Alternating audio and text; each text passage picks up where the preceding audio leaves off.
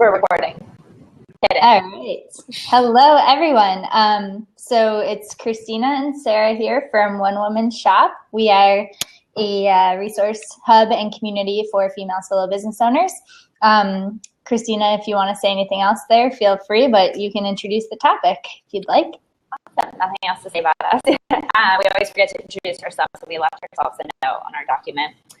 But we are talking today about coaching, and specifically we're talking about business coaching, how to choose a business coach, a little bit about our style, and just introducing you guys if you haven't decided to work with a coach yet, just walking through that process a little bit. So. Yep, and of course this is part of our weekly series that we're calling the Hot Seat. So the idea there is that we'll bring a different topic to Blab every Wednesday at 11 a.m. Eastern. And Christina and I will just kind of riff on it, and you can let us know if you want to grab a seat, ask a question, simply type in that chat box any questions you have.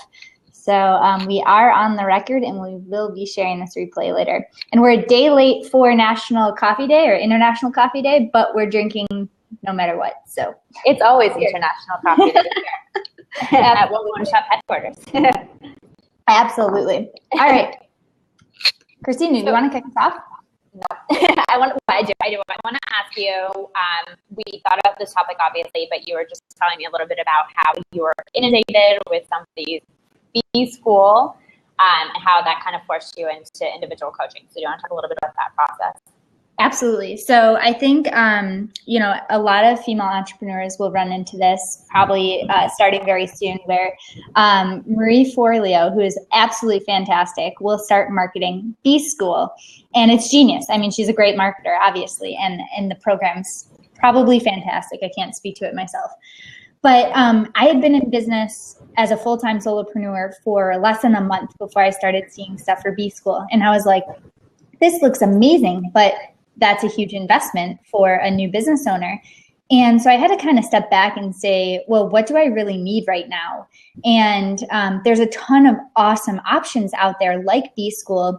There's huge group programs like that. There's smaller masterminds. And then I landed on individual business coaching. And at the time, I was just getting started. I really wanted to take my business to the next level. So it was like, do I want that individual one-on-one attention to my business, somebody that's personally invested in seeing my business grow? Or do I want a community of thousands of fellow business owners that are kind of going through the ropes as well? And to me, that the answer became really clear then, that I needed that one-on-one relationship. And Coach Jenny's over in the chat saying I'm thrilled with your choice, because it was Coach Jenny that that helped me make that decision, and that I still work with today, almost 2 years later. So that's kind of how I made that decision. It was really between the one-on-one individual attention, having somebody that really felt like a partner, that really truly got to know my business, and then finding other ways to build that community that I would have gotten through those other options. Like One Woman Shop. Exactly. Exactly. I think it's interesting because you obviously went through the process of finding a business coach, but now you are also a business coach, coaching One Woman Shops with me. And so I'm actually going to we just put up officially our coaching page on the site. I'm going to throw that link in the chat box, which just explains a little bit about how we work, the process. And so what Sarah and I do is we both get on video calls together with our One Woman Shop members and clients. And so I think it can sound like it might be a little bit overwhelming to get two coaches kind of hounding you for an hour, but I think it actually works really well, because I think, Sarah, you think of things that I don't necessarily think of. I hopefully think of things you don't think of. And then maybe 75% of the time we're thinking the exact same thing. And we want to go in the same direction. So I think it's a nice balance. Yeah, it's nice to have those serendipitous moments where we're like, yes, this is the right thing. We just stare at each other and we're like, I know what you're thinking, and we can tell across the video. Yeah. So Jenny threw a comment in there about how it's a tough choice and different for everyone. Yes. So I want to get back to kind of what different people might look for when it comes to coaching, what they actually want out of a coaching relationship. So I know for me, I was definitely looking for accountability because I was a new business owner. I did not yet have the discipline that I really needed, or any really aim to create like really structured days or anything like that. So the accountability was huge for me. But what else do you think, Christina, that people are looking for in coaching? Yeah, absolutely. So I think it's interesting if you look at different coaches and their different styles. And we were just talking about how a lot of coaches actually don't give any idea. They believe in the philosophy that it's 100% guided by the client. And so they just never have ideas. And I think that you and I are a little different in that we like to have a balance of kind of generating epiphanies. That's our new catchphrase. We generate epiphanies, but we also will give ideas. So I think, we are working with a member of One Woman Shop on a new business idea, and she has awesome ideas. So we talk through them with her, and then every once in a while there's something where we're like, that to us doesn't sound like the best solution. Here's an idea. And obviously, if she takes it or leaves it, totally up to her. But I think for us, we really like a balance, but not everybody wants that balance. I mean, people want just somebody that's going to prompt them. Yeah, no, I think that's a really good point, because I think some coaches might see it as, if I'm giving you ideas, I'm influencing you. And, the right coach will come at it, in my opinion, of course, but they'll come at it from the perspective of, I understand your situation and I kind of want to get your wheels turning and your brain thinking. But they also kind of know when to back off and when to hold their ideas in.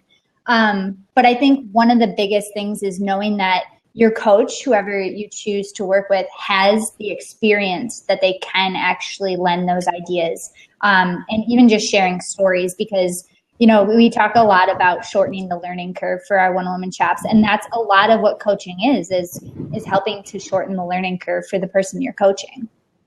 And I think just to kind of add to that and to give a little bit of insight into the mind of a coach as we're going through these coaching sessions, is sometimes we have 20 billion ideas. Like, if you've been on any of the buds, you'll know that I have no ideas just all the time. But Sarah and I will always be like, okay, is this going to be an idea that pushes the person forward, or is this going to be an idea that really overwhelms them and just gives them a list of ideas that they're not actually going to implement because they're so overwhelmed? And so one thing that we do is we always bring every single session back to action steps or get shit done action plan. And so those are things that people we're working with have decided that they want to commit to. And so it's not something we're forcing them into. And so I think, to segue to another point, I think it's really important that it's not one size fits all. And this is something that we talk about all the time with One Woman Shop. But for example, we had clients like, I just want to run away. And instead of being like, no, buckle down, you need to work harder, we were like, maybe you do need to run away. Maybe that is the solution for you right now. Whereas somebody else would be like, no, like, you always say this, maybe you need to commit and buckle down. So I think it's about kind of seeing the individual needs. Yeah, and so Jenny is in our chat. She's pretty active. I love it. She said clients also need to know if they are looking for lots of structure led by the coach or flexibility to support them where they are.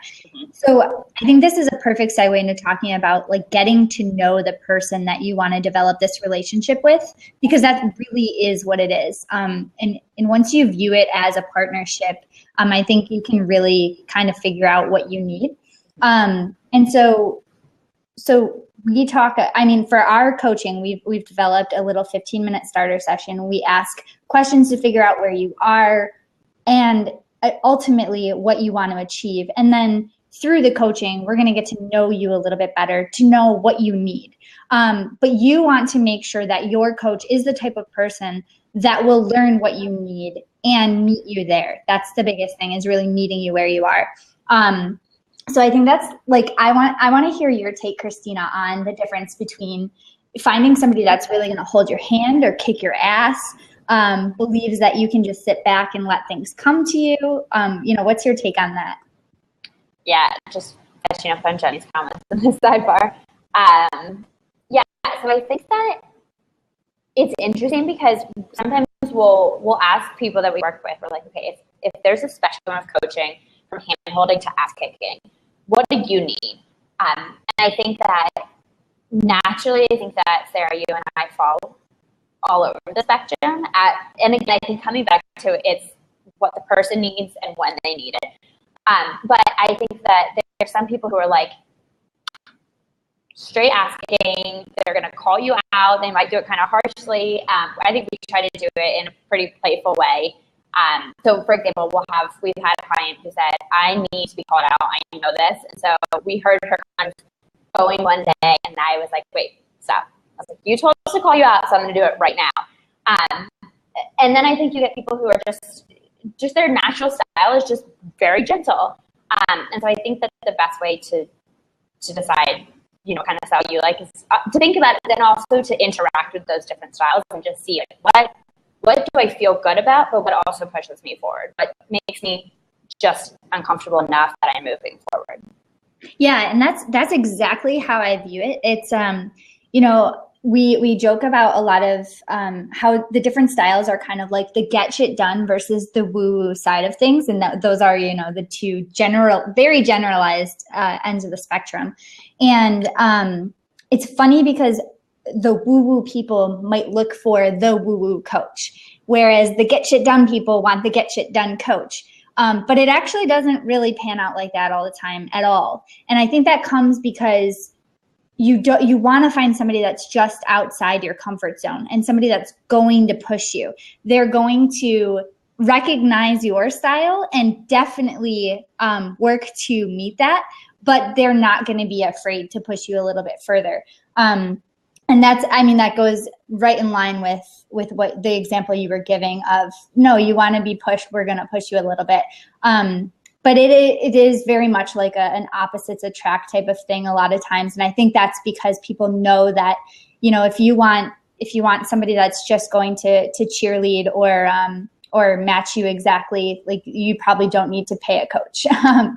But that goes right into, to me, the idea of, I know that we practice by the idea that we're not here to shame you for not getting stuff done. We're not here to shame you for saying you were going to do X, Y, Z, and then changing your mind to do A, B, C.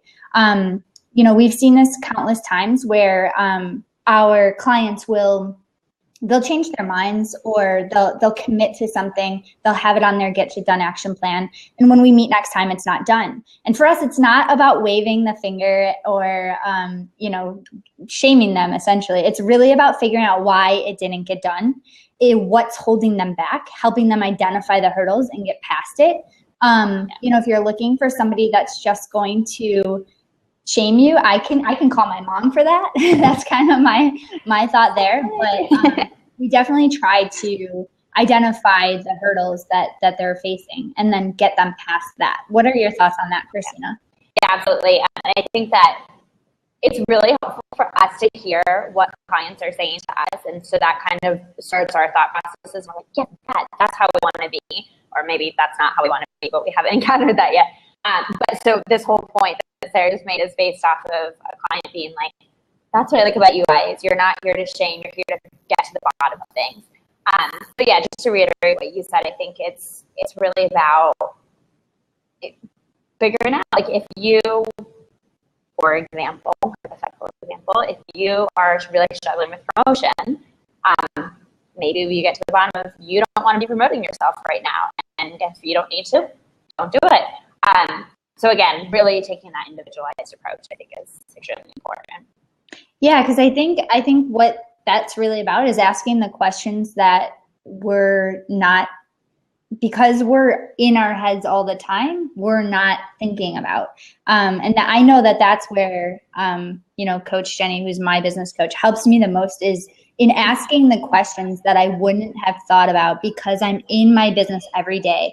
And I know you and I even do that for each other when it comes to One Woman Shop, Christina, where we love having this partnership because we get so far ingrained in certain things.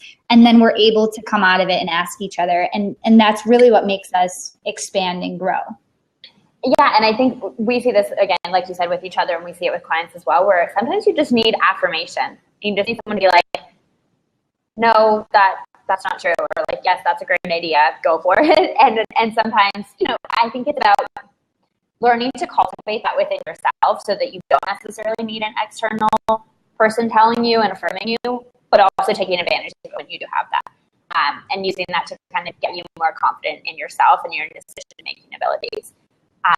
Yeah, Coach Shane said, why are you being so hard on yourself? I think that is a great question, great prompt. And so it's actually segues into a question I have for you, Sarah, and then I would love to talk about how suggestions for people actually finding a coach.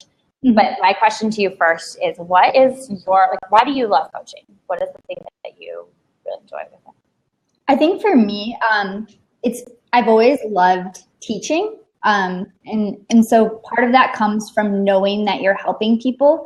And that's why we love One-on-One Shop in the first place, is because we're consistently helping female solo business owners do exactly what we've done. But the other side of it is that we're learning from them. So every time we have a coaching appointment, we are so excited to help somebody get past a barrier or just have a listening ear, whatever it might be that they need at that time. But I almost always walk away with something that I've learned from it. And so it's really that awesome mix of being able to help and also learning at the same time.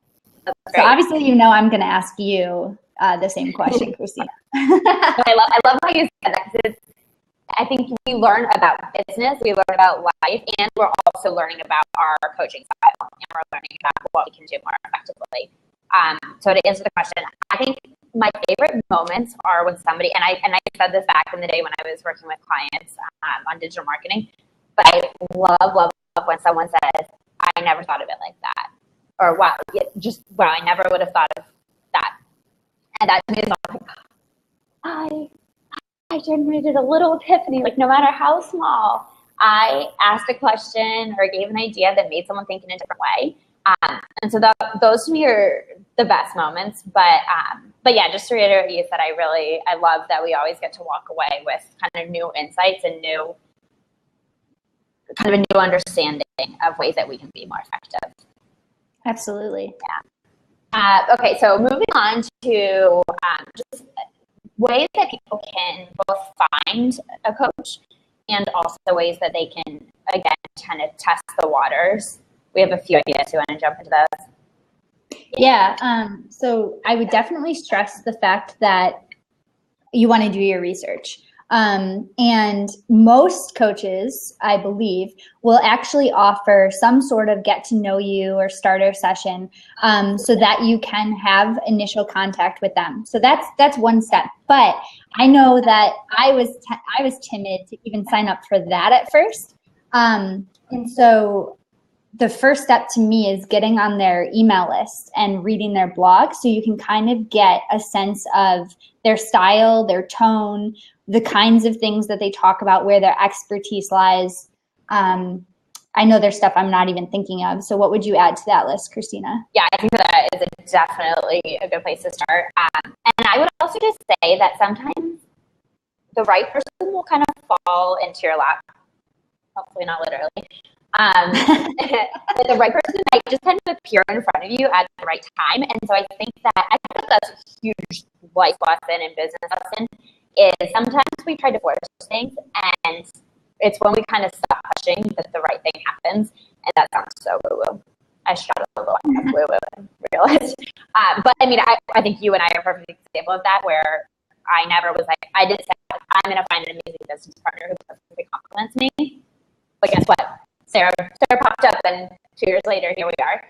But I would say that sometimes just kind of let it flow. And I think a good example of that is people finding One-Woman Shop, and maybe they end up being coaching clients. We used to include it as part of our upper level membership, but we've actually split it out now.